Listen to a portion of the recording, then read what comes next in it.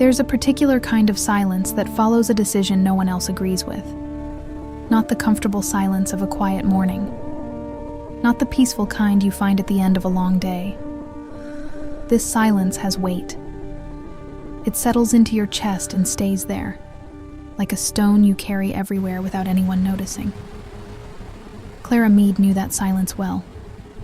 She had been living inside it for almost 2 years by the time she drove out to the East Field on that late March morning, the truck windows fogged from the cold, her coffee going lukewarm in the cup holder.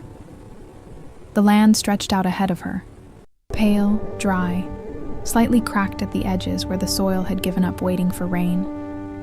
She sat there for a long time without getting out. The farm had been in her family for 3 generations. Her grandfather had built the first barn with wood he cut himself. Her father had expanded the fields, bought better equipment, learned the language of wheat as if it were his mother tongue.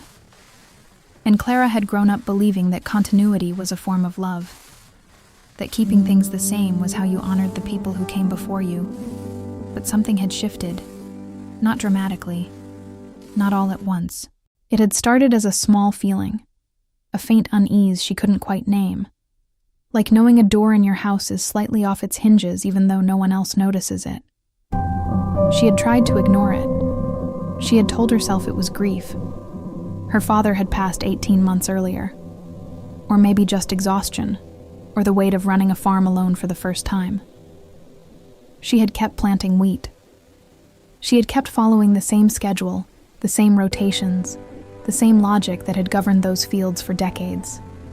And the farm had kept struggling, quietly, patiently, like something slowly running out of breath. The first time Clara mentioned sunflowers, she was sitting at her kitchen table with her neighbor Roy Hutchins and his brother Dale. They had come over to talk about the upcoming season, grain prices, input costs, the forecast that nobody liked. Clara had pulled out a folder she'd been adding to for months. Research she'd done late at night while the house was quiet. Studies about drought-resistant crops, yield comparisons, market projections. Sunflowers, she said, almost casually, sliding a sheet of paper across the table. Roy picked it up, looked at it for a moment, set it back down. Clara. He said her name the way people say it when they mean be reasonable. Dale laughed, not cruelly, just reflexively, the way people laugh when something surprises them and they don't know what else to do. Your daddy grew wheat, Roy said. Your granddaddy grew wheat. This is wheat land. She didn't argue. She just folded the paper back into the folder and said she'd think about it. But she already knew what she was going to do. That was perhaps the strangest part. The decision had already been made somewhere deep inside her, long before she could fully articulate it. She just hadn't caught up to herself yet. The weeks that followed were uncomfortable, in a way that's hard to explain. It wasn't that people were unkind. It was almost the opposite. Everyone was kind in that particular way that people are kind when they think you're making a mistake. Careful, gentle, slightly patronizing. Her cousin Marcus called to check in. Her friend Diane mentioned twice that it was a lot to take on alone. Even the man at the agricultural supply store paused when she told him what she needed, and then said, with a measured smile, "That's quite a change." Every conversation felt like a quiet negotiation. "Are you sure?" was rarely asked directly. It lived inside the pauses, inside the tilted heads, inside the way people would change the subject just a little too quickly. Clara began to notice how much energy she was spending managing other people's discomfort with her choice. Not her own doubt, other people's. She would find herself softening her language, adding qualifiers, making the decision sound more tentative than it was. "I'm just trying something different this year. It might not work out, but we'll see how it goes." As if she owed the world a version of herself that was easier to accept. One evening, she was out on the porch, watching the light change over the fields, and she realized she couldn't remember the last time she'd stated something she believed without immediately apologizing for it.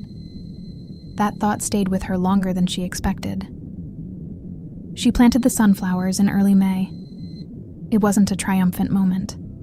There was no music, no clear sky parting, no feeling of destiny clicking into place. Este legume It was just her parece and two ótimo. part-time O que workers, acha? cold mornings, Sim, and the é slow, fresco da unglamorous colheita work de of hoje. preparing soil and setting seeds. Ótimo, vou levar. There were problems from the Boa start. escolha. One section of the field had drainage issues she hadn't Quer anticipated. mais alguma A late coisa? frost threatened the first germination. She had to make 3 trips to a specialist 2 counties over who kept giving her information that contradicted the previous visit. She made mistakes, more than a few. Each one arrived with that familiar stone-in-the-chest feeling. And each time, somewhere in the back of her mind, she heard Roy's voice. Not the words exactly, but the tone of them. That measured, certain tone that said, "This is why we don't change things." There were nights she lay awake wondering if she was confusing stubbornness with conviction, if what she called intuition was just the refusal to admit she'd been wrong. She thought about her father, how he used to say that good farmers listen to the land. And she wondered what the land was actually saying to her, versus what she wanted it to say. Those were the hours that don't make it into anyone's success story. But they were real, and they mattered. By midsummer, something was changing. Slowly, quietly, the way real things usually change. The sunflowers had taken. The drainage section had been managed, imperfectly but adequately. The plants were taller than she'd expected by July, and there was a particular morning, she remembered it distinctly, when she walked out into the field just before sunrise, and stood there in the half-light, surrounded by thousands of plants all facing the same direction, all reaching toward something she couldn't see yet. She didn't have a word for what she felt. It wasn't pride, exactly. It was something older and quieter than pride. Something that had less to do with being right, and more to do with having stayed. She took a photo and sent it to no one. The drought came in August. 2 weeks of record heat. The kind that makes the horizon blur and turns the air above the road into something you can almost see moving. Neighboring farms went into crisis mode. Clara heard through the county grapevine that Roy had lost nearly 40% of his wheat yield. Dale's operation was worse. Her sunflowers held. Not because she had done everything perfectly, not because she was smarter or luckier, but because the plant itself was built for exactly this, for heat, for dry soil, for the particular cruelty of a sun that gives everything and takes back more. She stood at the edge of the field one evening, during the worst week of the drought, and watched the sunflowers sway slightly in the hot air. And something inside her shifted in a way she couldn't immediately name. It wasn't vindication. That's important to say. It didn't feel like winning. It felt more like something being confirmed, not about sunflowers, not about farming strategy, but about the relationship between doubt and trust. About what happens when you stay committed to something that hasn't proven itself yet. About what it means to believe in your own perception before the world validates it. The harvest came in early October. Numbers Clara had barely dared to project in her most optimistic spreadsheet were now real, written in ink, filed with the cooperative. The yield was not extraordinary by industrial standards, but it was, for this land, in this year, after everything, extraordinary for her. Roy came by the day the final numbers were in. He stood in her kitchen and looked at the paperwork for a long moment. He didn't say much. He asked a few practical questions. And then, just before he left, he turned at the door and said quietly, "Your dad would have come around." It wasn't an apology. Roy wasn't built for apologies. But Clara heard what it was, and she nodded. After he left, she sat down at the kitchen table, the same table where she'd slid that piece of paper across 2 years earlier. And she didn't feel triumphant. She felt tired in the good way. The kind of tired that comes after you've carried something heavy and finally set it down. She thought about the version of herself from 2 years ago. The one sitting in the truck on that cold March morning, staring at dry land, trying to decide whether the quiet feeling inside her was wisdom or delusion. And she thought, What would have happened if I had trusted everyone else's certainty over my own uncertainty? Because that was the thing she hadn't expected. The hardest part hadn't been the drought, or the drainage problems, or the late frost. The hardest part had been learning to sit with the discomfort of being the only person in the room who saw things differently. Not because she was right. She hadn't known she was right. That was the point. She had stayed. Not because of confidence, but despite the absence of it. There's something almost invisible at the center of stories like this. Something that doesn't get talked about because it's difficult to describe without making it sound larger than it is. It's the moment when a person realizes that the voice telling them this isn't going to work isn't always coming from outside. Sometimes it's theirs. Worn down from years of being corrected, redirected, told to be practical, told to be reasonable, told to be like everyone else in the room. Clara had grown up watching her father make decisions. Good ones, mostly. He had been certain in a way she had always admired, and, she understood now, had quietly tried to imitate. His certainty had felt like a form of strength, and so uncertainty had felt like weakness. She had spent years trying to be certain, even when the situation called for something more honest, something more like, I don't know for sure, but I believe this anyway.